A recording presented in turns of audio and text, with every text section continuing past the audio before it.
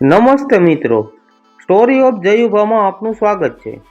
આજે આપણે પરિવાર કે પથ્થર એવા શીર્ષક સાથે ગુજરાતી વાર્તા સાંભળીશું। ભરી બજારમાં એક 25 વર્ષનો યુવાન છોકરો એમના ગરઢા પિતા સામે હાથ જોડીને રડી રહ્યો હતો અને કહી રહ્યો હતો, બાપુજી, મને માફ કરી દો। મેં જે પથ્થરને કચરો સમજીને કૂવામાં નાખી દીધો એ પથ્થર નહોતો, પણ આપણું નસીબ હતું। પિતાની આંખોમાં આંસુ હતા, પણ ચહેરા પર હાસ્ય હતું। પિતાએ દીકરાના માથે હાથ મૂક્યો અને કહ્યું, બેટા, તે પથ્થર નથી ફેંક્યો, તે તો આપણે આખો પરિવાર બચાવ્યો છે। પણ એક પથ્થર ફેંકવાથી પરિવાર કેવી રીતે બચ્યો? આ પથ્થરની કહાની હૃદય હચમચાવી દે તેવી છે। ચાલો આપણે આગળ જોઈએ। નાનકડા ગામમાં રઘુરામ નામના એક ખૂબ જ શાંત અને દયાળુ દાદા રહેતા હતા। એમનો એકનો દીકરો હતો જેનું નામ આકાશ હતું। આકાશ શહેરમાં એક નાની કંપનીમાં કામ કરતો હતો। રઘુરામ આખી જિંદગી જંગલમાંથી જડીબુટ્ટીઓ અને લાકડા વીણીને આકાશને ભણાવ્યો હતો।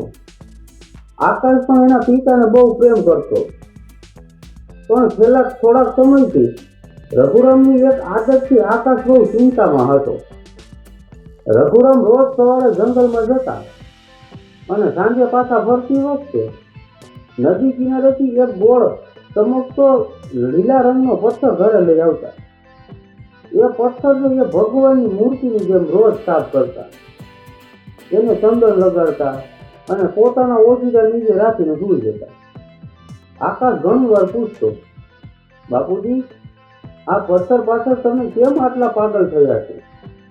ગામના લોકો કહે છે કે તમારા મગજમાં કોઈ તકલીફ થઈ ગઈ છે, મને બહુ શરમ આવે છે। રઘુરામ બસ એટલું જ કહેતા કે બેટા, સમય આવશે ત્યારે તમે સમજાશે કે આ પથ્થર આપણા પરિવાર માટે કેટલો કિંમતી છે। આકાશને લાગતું કે પિતા હવે ગરઢા થયા છે એટલે એમનું મગજ ચસકી ગયું છે। ઘરમાં ગરીબી હતી, ખાવાના કાંસા હતા અને પિતાએ પથ્થરની પૂજા કરવામાં આખો દિવસ બગાડતા હતા। આકાશ રાત દિવસ મહેનત કરતો જેથી પિતાને આરામ આપી શકે, પણ રઘુરામનું ધ્યાન બસ એ લીલા પથ્થર પર જ રહેતું। એક દિવસ ગામના જમીનદારના માણસો આકાશના ઘરે આવ્યા। તેમણે આકાશને ધમકી આપી, તારા પિતાએ અમારી પાસેથી લીધેલું જૂનું કર્જ જો આગામી 3 દિવસમાં ચૂકતે નહીં થાય તો તમારું આ ઘર અમે જપ્ત કરી લઈશું। આકાશ સાવ ભાંગી પડ્યો। એ રડતો રડતો ઘરમાં આવ્યો અને પિતાને કીધું, પિતાજી, આપણું ઘર છીનવાઈ જશે, તમે પેલા પથ્થરને મૂકો અને કંઈક રસ્તો બતાવો। પણ રઘુરામે તે દિવસે પણ પથ્થરને સાદી સરખો સાપી રાખ્યો હતો। આકાશનો ધીરજનો બંધ તૂટી ગયો। એને લાગ્યું કે પિતાને આ પથ્થરના વળગાડના લીધે પરિવારની કોઈ ચિંતા જ નથી। ગુસ્સા અને આક્રોશમાં આવીને આકાશે પિતાના હાથમાંથી એ લીલો પથ્થર ઝૂંટવી લીધો। રઘુરામે બૂમ પાડી, ના આકાશ, એવું ના કરતો બેટા, એ આપણો પરિવાર। આટલું કહીને અટકી ગયા, પણ આકાશે કંઈ સાંભળ્યું નહીં। એ દોડતો ઘરની બહાર નીકળ્યો અને ગામના અવાવરું કૂવા પાસે જઈને એ પથ્થરને જોરથી કૂવાના પાણીમાં ફેંકી દીધો। પથ્થર પાણીમાં ડૂબી ગયો અને એની સાથે જ રઘુરામ ત્યાં દોડતા દોડતા આવીને ઘૂંટણીએ પડી ગયા। એમની આંખોમાંથી દળદળ આંસુ વહી રહ્યા હતા। આકાશને લાગ્યું કે એણે પિતાનો ભ્રમ ભાંગી નાખ્યો છે, પણ એને ખબર નહોતી કે આ પથ્થર ફેંકીને એણે કેટલી મોટી આફત વહોરી લીધી હતી અને એ પથ્થરનું અસલી રહસ્ય શું હતું। આકાશે પથ્થર કૂવામાં ફેંકી તો દીધો, પણ પિતા રઘુરામની હાલત જોઈને એનું દિલ ધ્રુજી ઉઠ્યું। રઘુરામ કૂવાની પાળ પકડીને મોટે મોટેથી રડી રહ્યા હતા. એમની આંખોમાં ક્રોધ નહીં પણ એક ઊંડો આઘાત હતો. ગામના 4-5 લોકો પણ ત્યાં ભેગા થઈ ગયા.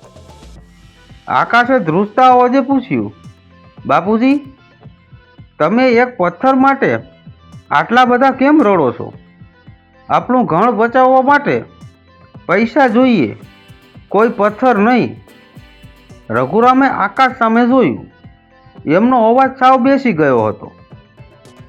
એમણે આકાશના ખંભા પકડ્યા અને ધ્રુજતા અવાજે કીધું, આકાશ, તે આપ શું કરી નાખ્યું બેટા? એ કોઈ સામાન્ય પથ્થર નહોતો. એ લીલો પથ્થર એક દુર્લભ જડીબુટી જેવો પારસમણી હતી, જે વર્ષો પહેલા હિમાલયના એક સાધુએ મને આપ્યો હતો. એ પથ્થરમાં એક એવી શક્તિ હતી જે એને ચોક્કસ વિધિથી પાણીમાં રાખવામાં આવે તો એ પાણી ગમે તેવા અસાધ્ય રોગને મટાડી શકતું હતું. આકાશ આ સાંભળીને અવાક થઈ ગયો. એને લાગ્યું કે પિતા હજુ પણ વહેમમાં છે. પણ રઘુરામે આગળ જે વાત કહી એ સાંભળીને આકાશના પગ નીચેની જમીન સરકી ગઈ. રઘુરામે રડતા રડતા કહ્યું, તને ખબર છે આકાશ, તારી માં જ્યારે વર્ષો પહેલા જીવલેણ બીમારીમાં સપડાઈ હતી ત્યારે જ આ પથ્થરના પાણીથી મેં એને જીવ બચાવ્યો હતો. સાધુ મહારાજે મને કીધું હતું કે આ પથ્થર ત્યાં સુધી જ કામ કરશે જ્યાં સુધી એ જમીનની ઉપર રહેશે. જો આ પથ્થર કૂવા કે નદીના ઊંડા પાણીમાં તળિયે બેસી જશે તો એની શક્તિ નાશ પામશે અને એની સાથે જ આપણા પરિવાર પર મોટી આફત આવશે. બરાબર એ જ સમયે ગામમાંથી એક છોકરો દોડતો દોડતો કૂવા પાસે આવ્યો. એ શ્વાસ અદ્ધર કરીને બોલ્યો, આકાશ, જલ્દી તારા ઘરે ચાલ.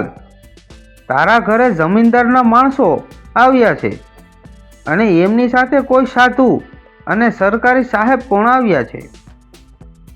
એ લોકો તારા ઘરની આસપાસ કંઈક શોધી રહ્યા છે. આકાશ અને રઘુરામ તાત્કાલિક પોતાના ઘર તરફ દોડ્યા. જ્યારે એ લોકો ઘરે પહોંચ્યા ત્યાં જોયું તો જમીનદાર ખૂબ જ નમ્રતાથી એક વૃદ્ધ સાધુ અને સરકારી ઓફિસર સાથે ઊભા હતા. આકાશને જોઈને જમીનદાર આગળ આવ્યા અને બોલ્યા, રઘુરામજી, મને માફ કરી દો. મને ખબર નહોતી કે તમારા ઘરમાં દેશની સૌથી કિંમતી વસ્તુ છુપાયેલી છે. આ સરકારી સાહેબ કહી રહ્યા છે કે જો તમે એ લીલો ચમકતો પથ્થર સરકારને સંશોધન માટે આપો તો સરકાર તમારું બધું જ કરજ માફ કરી દેશે અને તમને 5 લાખ રૂપિયાનું ઇનામ પણ આપશે. આ સાંભળીને આકાશના માથા પર જાણે આભ તૂટી પડ્યું. જે પથ્થરને એ કચરો સમજીને કૂવામાં ફેંકી આવ્યો હતો એ જ પથ્થર એમના ઘરની ગરીબી દૂર કરી શકે તેમ હતો. આકાશે રડમસ અવાજે જમીનદારને કહ્યું, સાહેબ, એ પથ્થર તો મેં હમણાં જ ગામના અવાવરું કૂવામાં ફેંકી દીધો. આ સાંભળતા જ પેલા વૃદ્ધ સાધુએ લાંબો નિશાસો નાખ્યો અને કહ્યું, અરે રે જુવાન, તે આ મોટી ભૂલ કરી નાખી. એ પથ્થર હવે કૂવાના તળિયે જઈને ઝેરી તત્વો છોડવા લાગશે કારણ કે એને ખુલ્લી હવામાં રાખવાનો હતો. જો આગામી 24 કલાકમાં એ પથ્થર કૂવામાંથી બહાર નહીં કઢાય તો આખા ગામનું પાણી ઝેરી થઈ જશે. હવે આકાશ સામે માત્ર ઘર બચાવવાનું નહીં પણ આખા ગામના લોકોના જીવ બચાવવાનો સવાલ આવીને ઊભો રહ્યો હતો. હવે આગળ શું થશે? સાધુ મહારાજની વાત સાંભળીને આખા ગામમાં ફફડાટ ફેલાઈ ગયો. ગામના લોકો એકબીજા સામે જોવા લાગ્યા. જે કૂવાનું પાણી આખું ગામ પીતું હતું એ પાણી હવે ઝેરી થઈ જવાનું હતું લોકો આકાશ તરફ ગુસ્સાથી જોવા લાગ્યા. એક મોટી ઉંમરના કાકા બોલ્યા, ભણેલો ગણેલો થઈને તે આવું ગાંડ પણ કેમ કર્યું? તારા બાપુજી સાચા હતા, તું જ ના સમજ નીકળ્યો. આકાશ નીચું માથું કરીને ઊભો હતો. એની આંખોમાંથી પસ્તાવાના આંસુ વહી રહ્યા હતા. જમીનદારે સાધુ મહારાજને હાથ જોડીને પૂછ્યું, મહારાજ, હવે આનો કોઈ ઉપાય ખરો? આ કૂવો તો ઊંડો છે, વળી ચોમાસાના લીધે એમાં પાણી પણ વધારે છે. એ પથ્થરને બહાર કેવી રીતે કાઢવો? સાધુ મહારાજે ગંભીર અવાજે કહ્યું, ઉપાય એક જ છે. કોઈ કે કૂવાના તળિયે જઈને એ પથ્થર શોધી લાવવો પડશે. પણ યાદ રાખજો, જેમ જેમ સમય વીતતો જશે તેમ તેમ પાણી ઠંડુ અને ઝેરી થવા લાગશે. જે પણ માણસ અંદર જશે એના જીવનું જોખમ રહેશે. આ સાંભળીને ગામના કોઈ માણસ આગળ આવવા તૈયાર ન થયો. બધા પોતાના જીવ વહાલા કરીને પાછા હટી ગયા. જમીનદારે પણ પોતાના માણસોને ના પાડી દીધી. આકાશ સમજી ગયો કે આ ભૂલ એની પોતાની હતી, એટલે ભોગવવું પણ એને જ પડશે. એણે પિતા રઘુરામના પગ પકડી લીધા અને રડતા રડતા કહ્યું, બાપુજી, મને માફ કરી દો. મેં તમારા પર વિશ્વાસ ન કર્યો. આ આફત મારા લીધે આવી છે, એટલે હું જ આ કૂવામાં ઉતરીશ. ભલે મારો જીવ ચાલ્યો જાય. રઘુરામે દીકરાને છાતી સરખો સાંપ્યો. એમણે આકાશના આંસુ લૂછતા કહ્યું, ના બેટા, તું એકલો નહીં જાય. તારો આ બાપ હજુ જીવતો છે. મેં આખી જિંદગી જંગલો ખેડ્યા છે. મને નદી નાળાઓનો અનુભવ છે. હું તારા સાથે આવીશ. ગામના લોકોએ કૂવા પર જાડા દોરડા અને લોખંડની એક મોટી ડોલની વ્યવસ્થા કરી. આકાશ અને રઘુરામ કૂવા પાસે પહોંચ્યા. સાધુ મહારાજે આકાશને એક નાની પોટલી આપી અને કહ્યું, આમાં એક ખાસ જડીબુટી છે. આને મોઢામાં રાખજે, જેથી કૂવા અંદરના ઝેરી ગેસની તારા પર અસર નહીં થાય. પણ યાદ રાખજે, તારી પાસે માત્ર 20 મિનિટનો સમય છે. આકાશે દોરડું કમરે બાંધ્યું અને કૂવામાં ઉતરવાનું શરૂ કર્યું.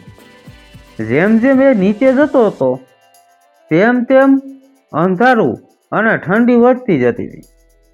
કૂવાનું પાણી સાચે જ વિચિત્ર રીતે લીલું અને ગરમ થઈ ગયું. આકાશે પાણીમાં ડૂબકી મારી.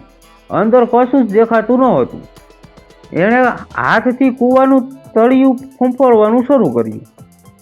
1 મિનિટ, 2 મિનિટ, 5 મિનિટ વીતી ગઈ, પણ પથ્થર ક્યાંય મળતો નહોતો. ઉપર ઊભેલા રઘુરામ સતત ભગવાનને પ્રાર્થના કરી રહ્યા હતા કે હે પ્રભુ, મારા દીકરાનું રક્ષણ કરજે. અચાનક કૂવાની અંદરથી આકાશે બહાર આવવા માટે દોરડું હલાવ્યું. બધાએ ભેગા થઈને દોરડું ખેંચ્યું.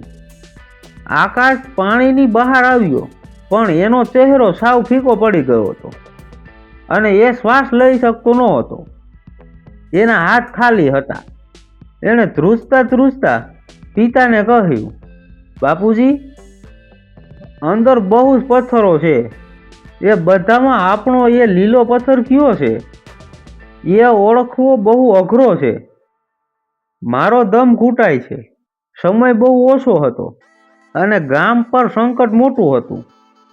આકાશની વાત સાંભળીને ત્યાં ઊભેલા બધા લોકોના જીવ અધર થઈ ગયા.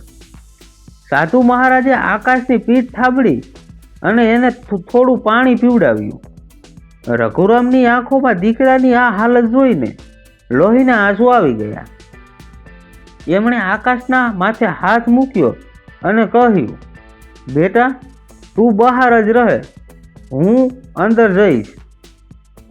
તે એ પથ્થરને ક્યારેય પ્રેમથી જોયો નથી, એટલે તું એને ઓળખી નહીં શકે. પણ મેં એને વર્ષો સુધી મારી સાથી સરખો રાખ્યો છે. એ પથ્થરનો સ્પર્શ હું અંધારામાં પણ ઓળખી શકું છું. ગામના લોકોએ રઘુરામને ના પાડી, રઘુ કાકા, તમારી ઉંમર મોટી છે. આટલા ઊંડા અને ઝેરી પાણીમાં તમે જશો તો પાછા નહીં આવી શકો. પણ રઘુરામ એકના બે ન થયા. એ પોતાની જિંદગીની પરવા કર્યા વગર કૂવામાં ઉતરવા તૈયાર થઈ ગયા. આ બધું જોઈને આકાશનું હૃદય રડી પડ્યું.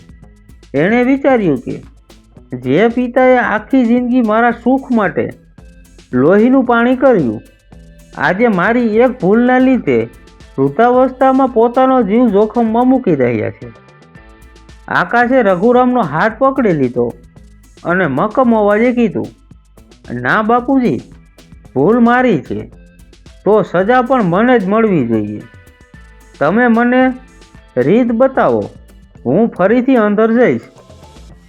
પિતાની જીત સામે આજે દીકરાનો પ્રેમ જીતી જવો જોઈએ. રઘુરામે આકાશની આંખોમાં પસ્તાવો અને સાચો પ્રેમ જોયો. એટલે આકાશને નજીક બોલાવીને કાનમાં એક રહસ્યની વાત કહી કે બેટા, એ પથ્થર સામાન્ય પથ્થરો કરતાં મુલાયમ છે. વળી એની સૌથી મોટી ઓળખાણ એ છે કે અંધારામાં એ થોડો ગરમ લાગે છે. તું ત્યારે તળિયે હાથ ફેરવે ત્યારે જે પથ્થર તને હુંફાળો લાગે, બસ એ જ આપણો પથ્થર છે. સાધુ મહારાજે કહ્યું, જુવાન, તારી પાસે હવે માત્ર 10 મિનિટ છે. પાણીનો રંગ વધુ લીલો થઈ રહ્યો હતો. જો હવે મોડું થયું તો તું પણ અંદર બેભાન થઈ જઈશ. આકાશે ભગવાનનું નામ લીધું, પિતાના આશીર્વાદ લીધા અને ફરી એકવાર કૂવાના પાણીમાં ડૂબકી મારી દીધી. આ વખતે પાણી પહેલા કરતાં વધુ ઠંડુ હતું, પણ આકાશના મનમાં પોતાની પિતાની કહેલી વાત ગૂંજતી હતી. એ સીધો કૂવાના તળિયે પહોંચ્યો. ત્યાં સેંકડો પથ્થરો પડ્યા હતા. એણે એક પછી એક પથ્થરોને અડવાનું શરૂ કર્યું. પહેલો પથ્થર સાવ ઠંડો હતો, બીજો ધારદાર અને બરફ જેવો લાગ્યો. આકાશનો શ્વાસ ખૂટી રહ્યો હતો. એની આંખો સામે અંધારા આવી રહ્યા હતા. એણે હિંમત હારવા માંડી. એણે લાગ્યું કે હવે એ ક્યારેય બહાર નહીં જઈ શકે. બરાબર એક ક્ષણે જ્યારે એ સહેલો પ્રયત્ન કરવા માટે પોતાનો હાથ જમણી તરફ લંબાવે છે, ત્યારે એની આંગળીઓ એક ગોળ અને લીસા પથ્થરને અડકે છે. એ પથ્થરમાંથી એક હળવી હૂંફ બહાર આવી રહી હતી, જે આકાશના ધ્રુજતા હાથને છાંટા આપી ગઈ. આકાશ સમજી ગયો કે આ જ એ પથ્થર છે જે એના પિતાનું સપનું અને આખા ગામનો જીવ હતો. એણે પથ્થરને મજબૂતથી હાથમાં પકડીને અને ઉપર આવવા માટે દોરડું જોરથી હલાવ્યું. પણ બરાબર એ જ સમયે કૂવાના તળિયેથી એક મોટો પથ્થર ખસ્યો અને આકાશનો પગ બે પથ્થરોની વચ્ચે ફસાઈ ગયો. આકાશનો પગ પથ્થરોની વચ્ચે એવી રીતે ફસાઈ ગયો હતો કે એ સહેજ પણ હલી શકતો ન હતો. એક તરફ હાથમાં પેલો કિંમતી લીલો પથ્થર હતો અને બીજી તરફ શ્વાસ લેવામાં તે સમય પણ બિલકુલ નહોતો. ઉપર કૂવાની પાળ પર ઊભેલા રઘુરામ અને ગામના લોકોએ દોરડું હલતું જોઈને રાજી થઈને ખેંચવાનું શરૂ કર્યું, પણ દોરડું અડધે આવીને અટકી ગયું. જમીનદારે બૂમ પાડી, અરે, દોરડું કેમ આટલું ભારે લાગે છે? કંઈક ગડબડ થઈ છે. રઘુરામનું કાળજું ધડકી ગયું. એમણે કૂવાની અંદર મોટેથી રાડ પાડી, આકાશ બેટા, શું થયું? તું કેમ ઉપર નથી આવતો? પણ કૂવાના ઊંડા અંધારામાંથી કોઈ અવાજ ન આવ્યો. માત્ર પાણીના પરપોટા બહાર આવી રહ્યા હતા. સાધુ મહારાજે ચિંતાતુર અવાજે કહ્યું, પાણીમાં ઝેર ફેલાવવાનું શરૂ થઈ ગયું છે. જો આગામી 2 મિનિટમાં એ છોકરો બહાર નહીં આવે તો એ કાયમ માટે ત્યાં જ સૂઈ જશે. આ સાંભળતા જ 65 વર્ષના રઘુરામમાં જાણે કોઈ દેવી શક્તિ આવી હોય તેમ એમણે જરાય વિચાર કર્યા વગર કૂવાની પાળ પર પગ મૂક્યો. ગામના લોકોએ એમને રોકવાની કોશિશ કરી, રઘુ કાકા, ગાંડપણ ના કરો.